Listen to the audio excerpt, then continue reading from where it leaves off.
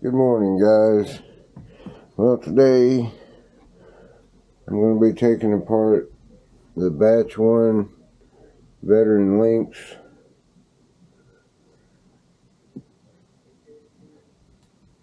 This Lynx has 106 miles on it, 109 miles,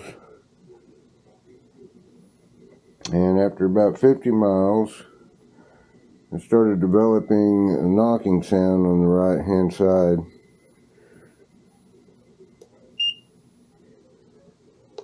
I got a hold of Ewheels about it, and they said they think it might be a spacer.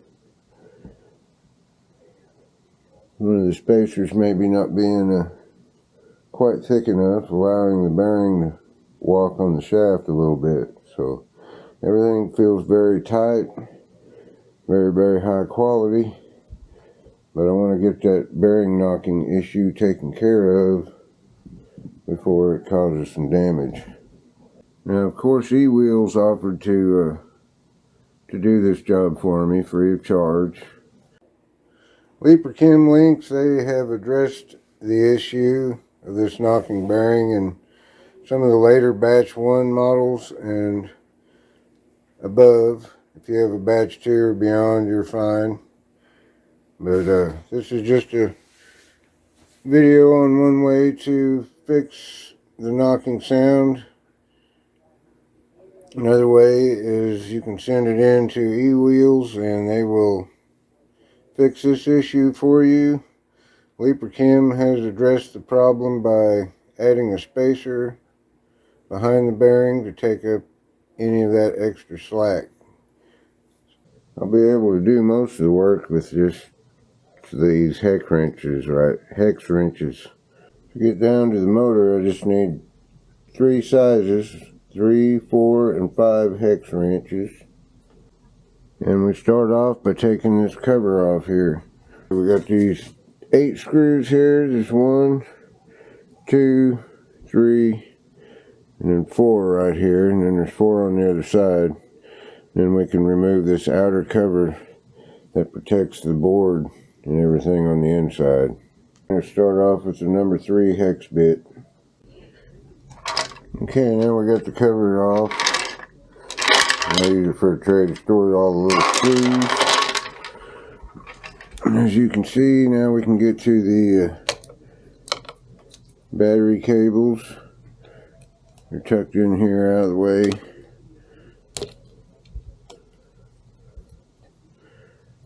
And the control board and everything is sealed separately.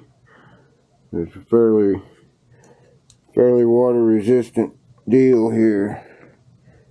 This is IP65 rated, and 6 means dust proof, and the 5 is like water splash proof, you know, like water hose proof.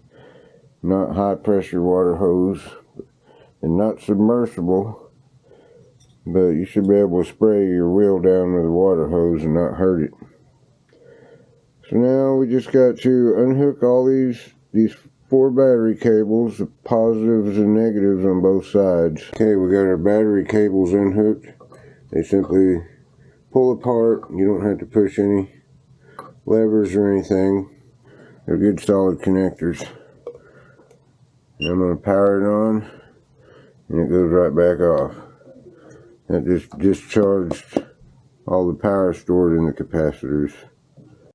Okay, one of the greatest things about this wheel is that it is so maintenance friendly.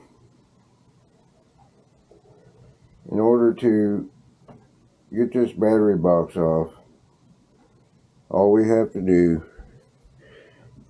is take a screw out of each handle. Take this bolt out of the kickstand,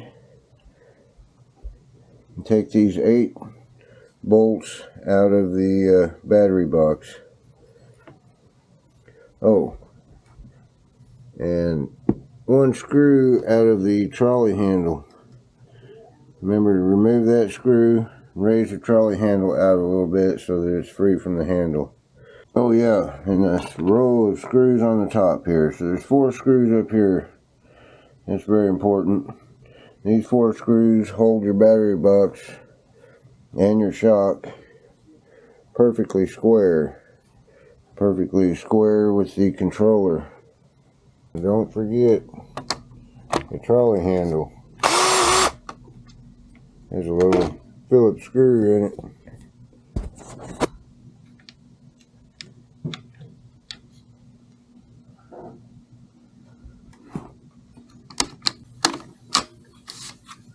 And it will just pull out right out of the handle. Okay, I got this trolley handle pulled out. There's a little rod in here that goes in a hole in the trolley handle. A little trick I found about reassembling is to do it on its side. That way your little rod stays in the hole where it goes. Everything slides right together. Bolts right up first time, no problem. Here we go. I've inadvertently glued it together. Okay. And it's that easy. It's 8, 12, 13, 14, 15 little bolts and 1 trolley handle screw. Now we got to take these 4 shock mount bolts out. And they look to be a number 4 millimeter.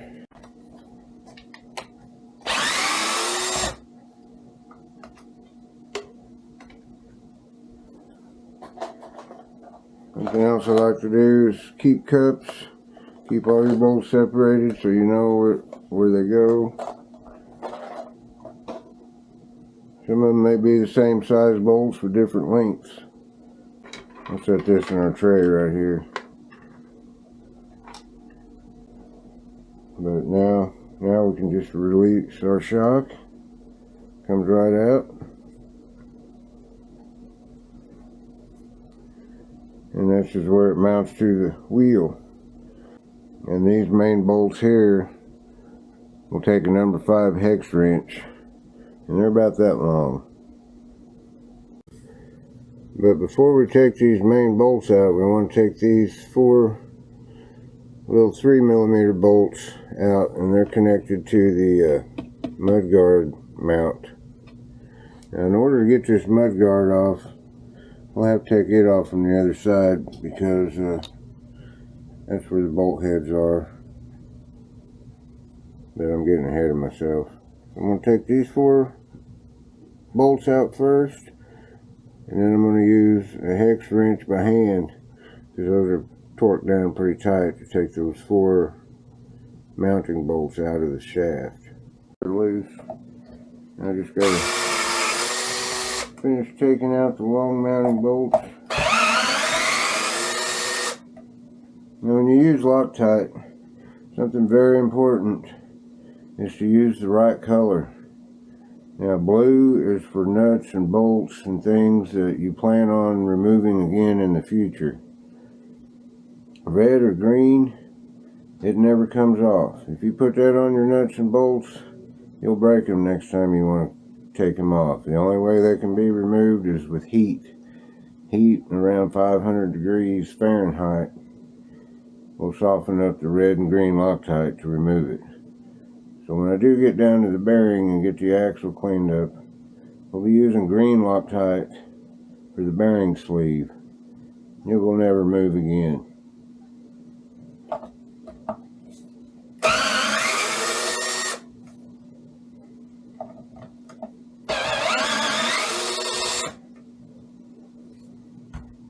Alright, now this should just raise up here. And I keep all my bolts in the same holes.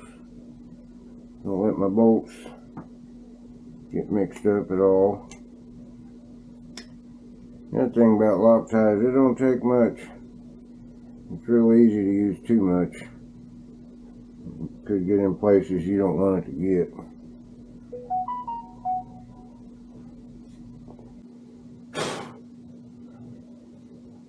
Alright, I like how that's got a little slot in there. It really helps make it strong. We got lithium grease here around the electrical cable to keep water from getting in. That's a good deal. But to get to this bearing, I need this cable free. And to get this cable free, I'm going to have to remove this mud guard. Which means we've got to flip this over now and finish taking the battery box off on the other side. Now there's good news about taking off this other side though. If we already have the handles free and the kickstand free and one side of the trolley handle free, the only bolts that we have to remove this side are the 4mm bolts at the top and the 8 5mm bolts on the side, and the battery pack and all the handles and the seat and the trolley handle will all come right off. Now there's a couple of things to note here. Is you don't want to forget what side went on what. You don't want to end up putting your tire on backwards.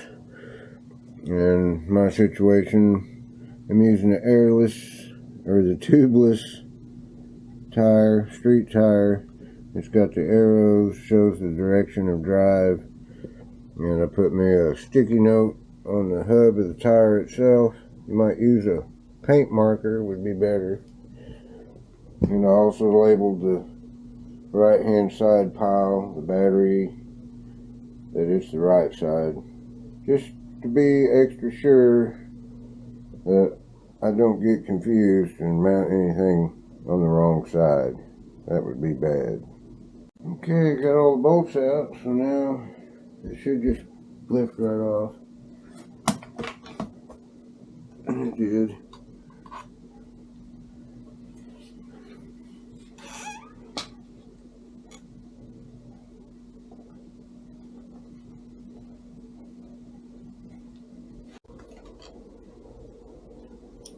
Take this shock mount, put it in my tray, and this shock comes off just like the other one.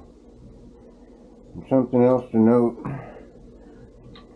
is that in your control board there are rubber shock mount washers at the tops of these shocks set in to dampen any sound. So make sure you keep up with these and don't lose them. The gap in the washer goes towards the outside, and they have these little ears here to go in notches.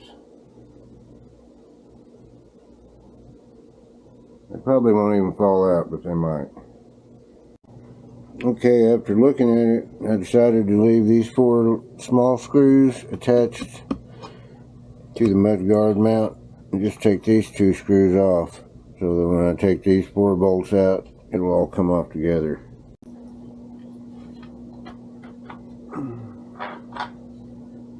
Okay, the side of this mudguard is exactly the same size as the other mudguard. There's a place for the cable here, which I believe I'll fill that up with silicone or waterproof grease, because it's funneling in a lot of dirt and dust right over the top of my bearing.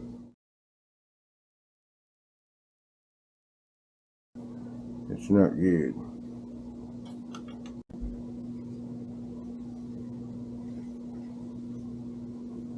Right.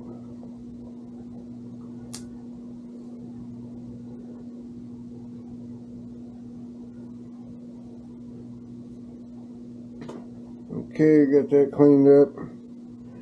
Now the mudguard,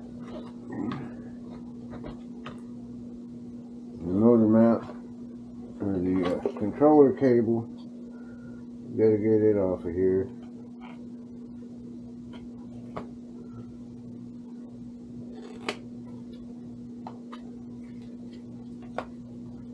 that, I'm going to need a flathead screwdriver. I'm going to try to do this without taking the cable out of the... I don't want to have to open up the control board, because this is sealed watertight with the silicone gasket, or with silicone, and I don't want to open it. I'm going to try to do this repair leaving the cable on here.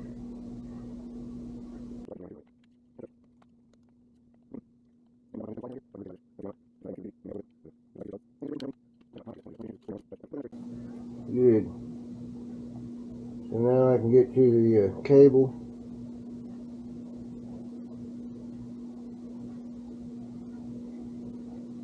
Well, our next step now is I'm going to clean off any dirt off the outer part of my bearing, because I don't want any dirt falling around. Next, we have to take off all these bolts around the hub, and I believe it is a 4mm hex wrench. I'm going to take a magic marker and I'm going to mark my rim so that I can be sure and get it back in the same. I want all the screw holes to go back in the same place. Alright, I've never been this far. This will be our first look into the Lynx motor. So now what I'm going to have to do is get some really thin screwdrivers, like electrical screwdrivers, or get an old screwdriver, take it to the grinder, or maybe I'm going to try my razor knife first, just to see if I can get started in the crack. It's a very fine crack. There's no gap at all. I'm pretty sure they've used a sealant gasket, which is a good thing, but it's going to make it hard to get off. So I'm either going to have to grind a razor's edge on the end of a screwdriver, or even use my utility razor blade to raise that crack up so I can get some screwdrivers in it. I gotta say, that is an interesting shot or axle design. I like that. That's stubby. Right, nearly flush with the wheel. There's no way you're going to bend that. And that slot's fairly deep. And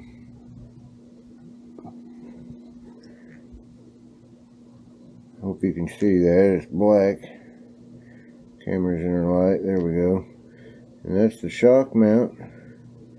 And this is solid. This is magnesium, I believe. It's very lightweight metal. And I think it's the magnesium. So I think it'll be very strong design. Okay, first I'm going to take just a wooden block, like a 2x4. And I'm going to lay over the shaft. I'm going to beat on it a little bit. See if we can't help crack that other side loose a little bit.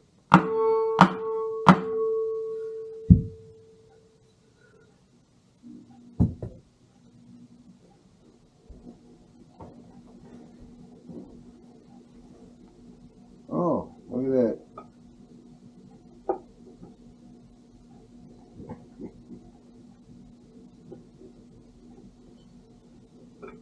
Popped right loose. Popped right off of there. So I just took a sharp wedge and put it between the hub, right in that crack there, tapped it, got it to open up a little bit. And you seen when I turned the wheel over, put the 2x4 against that other shaft and tapped it again, the hub just fell right out. It does have a thin layer of silicone around the edge of it,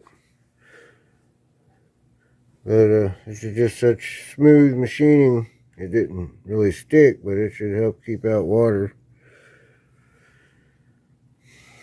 So the bearing is good and tight, and it's on the shaft good and tight. It's seated well.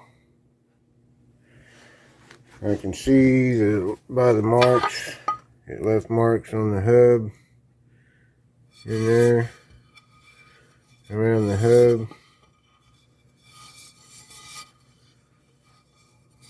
So there's a couple things I could do to fix that.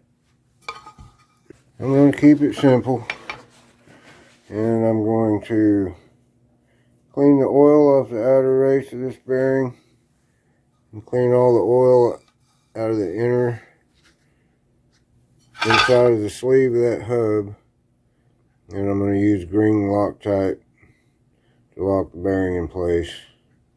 Okay, now to solve this issue of this cable hole on the left hand side, funneling dirt and gravel onto the outer bearing seal, I'm going to first take some alcohol on some Q-tips. Got some alcohol in here and some Q-tips, and I'm going to clean all the dust and dirt out of that hole. Comes out, runs straight down here behind the bearing block. So I'm going to clean that out, and then I'm going to plug up the hole back here with some paper or something, and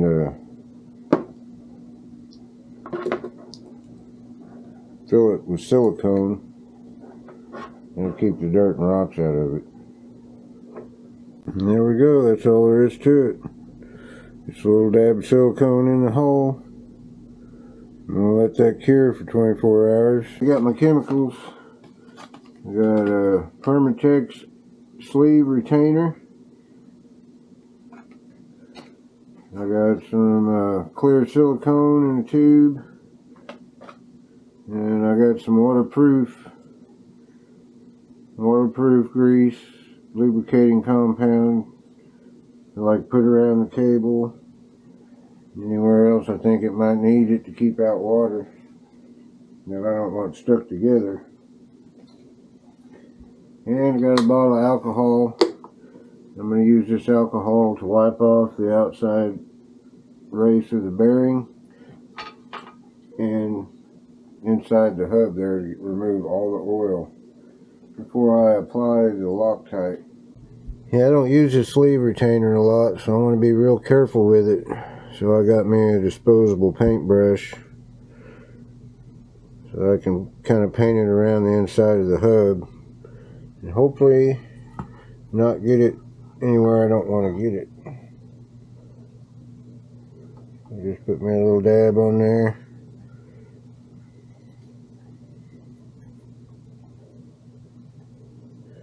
And I'm going to paint it on.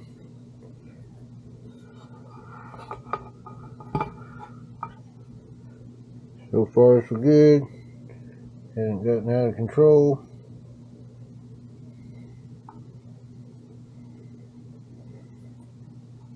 Got me a paper towel here in case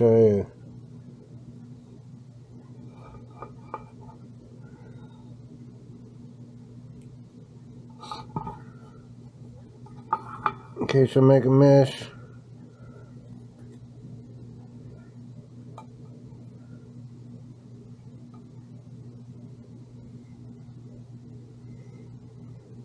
This is an 80mm bearing, or about 3 inches, 150 thousandths. Okay, now I'm going to put a very, very thin coating of silicone around this hub. And something I forgot to mention before is this hub has a nice lip on it that sits inside of the motor that will help keep dust, water out, and will also keep this hub lined up perfectly centered in the wheel. So I want to make sure and get this bolted down good. That way everything will be centered up when it sets. See on cameras there's these little recesses also in this hub. And if you do get a little too much silicone on there, it'll give a place for it to go.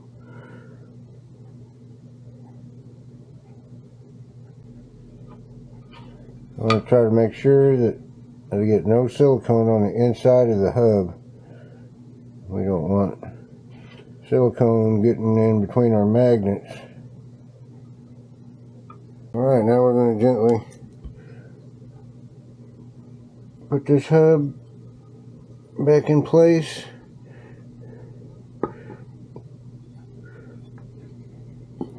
And if you remember, we put a magic marker mark on our hub right here, so we could get our bolts put right back exactly in the same holes.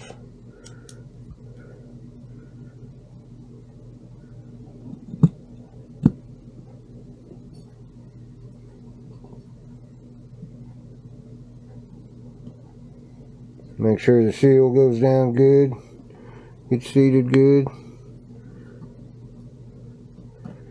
Line our bolt holes up and put all our bolts in. If they got Loctite on them, then they're good to go. I'm not going to put more Loctite on them.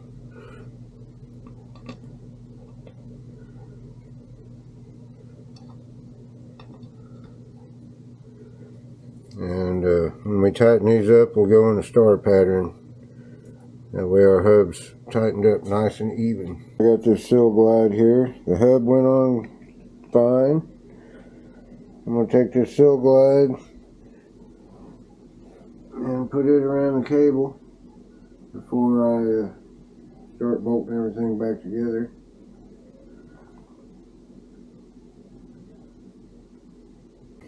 Couple of notes you need to know about reinstalling everything.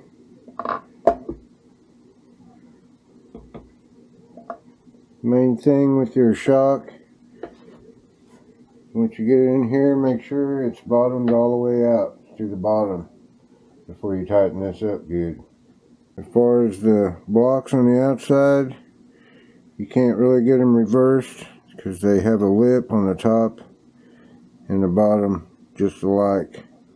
So just in case you get them upside down, it's not going to matter. There'll be a gap on both sides of the shock mount. Try to keep this gap even when you tighten it. Okay, the next tip is about the battery. There's slots up here in the battery case, and it will match up with the slots in the top of the controller. And these battery cables will go right through these slots.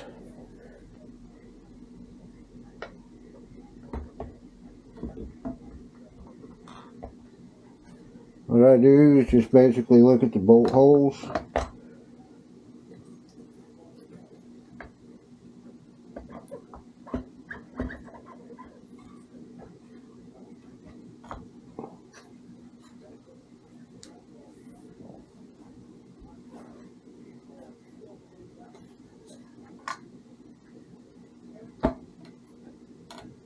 There we go.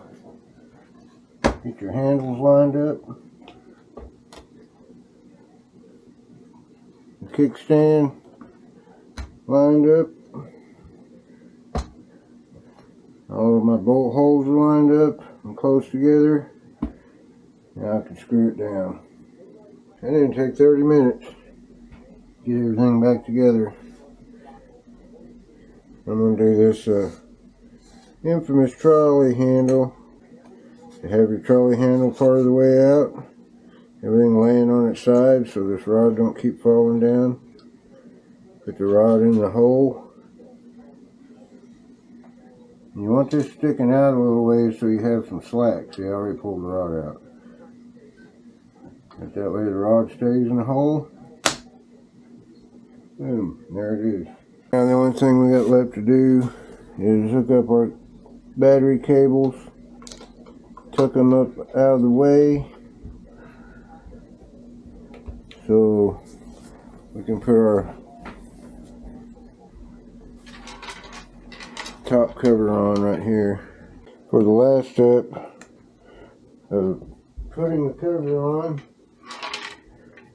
I like to have this standing up, either leaned up against something or sitting in an EUC stand.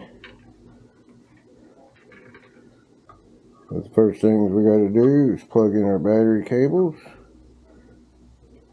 tuck our wires down in these little trays.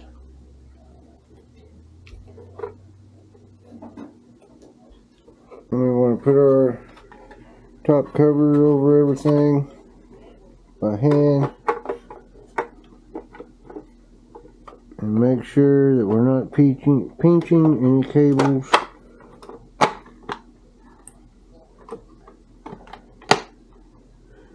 We should sit down flush on the body without any pressure. Alright. Now I know it's hard, but it's pretty important. Whoa. Pretty important to give everything 24 hours to set up and do its bonding. It needs 24 hours to cure. Okay guys, that's it.